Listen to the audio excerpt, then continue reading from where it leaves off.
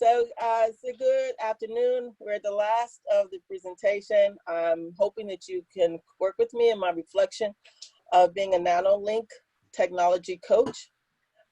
With the program here, I'm going to share with you some of my experience that I had doing a professional development in the Baltimore, Washington metropolitan. Next. So basically, Nano-Link has, as you know, has kind of moved into the new program, but I just wanted to make acknowledgement of where it has come about. I've known Nano-Link from Debbie, and then working with Billy, we've learned a lot and understanding what is it that our teachers are looking for. Next. There you go. So the workshop itself, that was two next, hang in there. The workshop itself is what we offer to the teachers. A lot of times they may send information to Nano-Link asking for information, or what I would do is that because I know that there is a lack of information that's going on in the area, I would normally get in contact with certain entities such as the Maryland Science Association, stuff of that nature, so that we can actually put it on. And they have been very good to help us to facilitate the workshop. Next. A lot of times what you guys don't know, because you do this all the time, at the high school level and even at the college level, the question of 9L science, or are we talking about any other type of science that we're looking at, is their words, but the people really don't know how they connect with each other. And therefore, for them, they really are open to understand what it needs to be done. So this little screen here from the Nano-Link show that it covers all fields. And this is what we wanted them to see. Go next. So when our teachers come and look at us and we see this large agenda, a lot of times they take a deep breath like, oh my gosh, but believe it or not, we get through approximately, I would say 6 out of the 8, or sometimes 8, depending on how long is our program.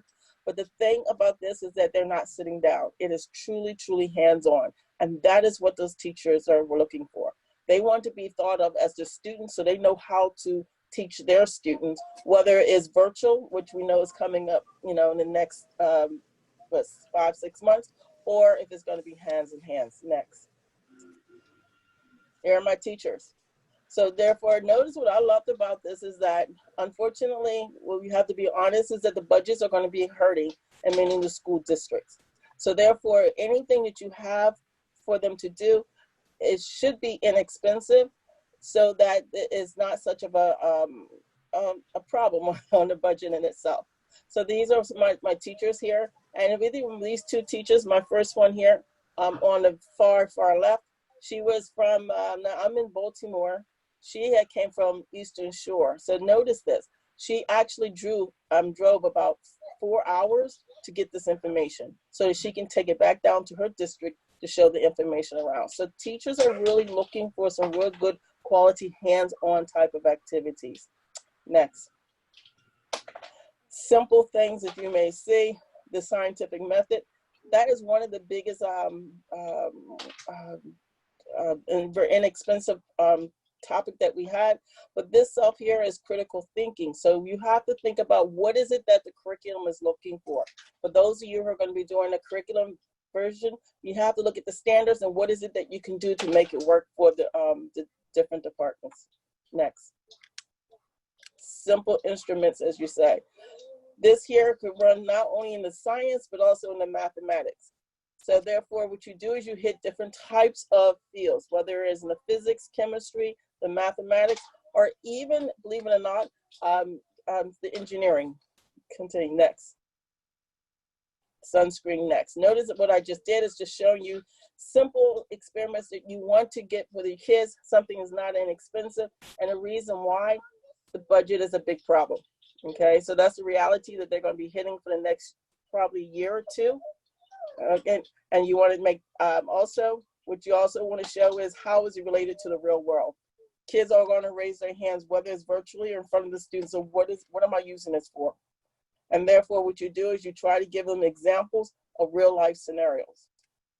Next. So, in any of the types of programs that you have, when you're talking about doing professional development, you want to make sure that you have a website or some free information, because that is going to be important. You want guides. Teachers want to know what is it that they have to say. They realize they're not the master of this, but they don't want to look in front of their students. They don't mind learning with them, but they want to be able to answer certain questions. So by having this information for them, the modules, whether it is the quiz or whether it is PowerPoints or whether it is a small film or a movie or something of that nature, that is pretty important for them to see. Next. And therefore, I'm showing you this up here, and I just want to take this point here. The person who has the white sweater herself, she is in charge of the middle school education. The two behind her, they're professors in chemistry, wanting to understand how they can use the Nano-Link materials in their area. The person who's beside her with the red maroon sweater, she is, I remember, she was a physics instructor working and was the head of department. The gentleman, he also from another county coming up to learn. So what I'm bringing out is that you have people, teachers from all different areas who really want to come and take this stuff back home. And taking it back home means to their learning, their school system, so they can share the information. The young lady with the poncho on, I thought this was very unique. She was a professor, but her area was in, they don't call it home economics, fashion. And she was really, really trying to, looking at how to bring the nanotechnology and material, because it is there. And why I point that out is because I want you to open up your view. You're talking about students. I'm saying look at the teachers, those who are going to take the information to the next level. And therefore, you want to make sure that you are, when you're creating this stuff, create a good curriculum so that you can actually touch them and show how to teach the students, how to answer their questions, so that when they're in front of the class, they know how to answer the questions. Next. All right. Before they left, I say, okay, this is how you're going to get your hand on the module. They cannot leave my room because everybody has a smartphone these days. Have them click, if you have a survey, have them do their survey. Have them look at the different links. And that is a way for you to make sure that before, not to say, oh, do it later, you'll do it before you walk out my room. Okay, next.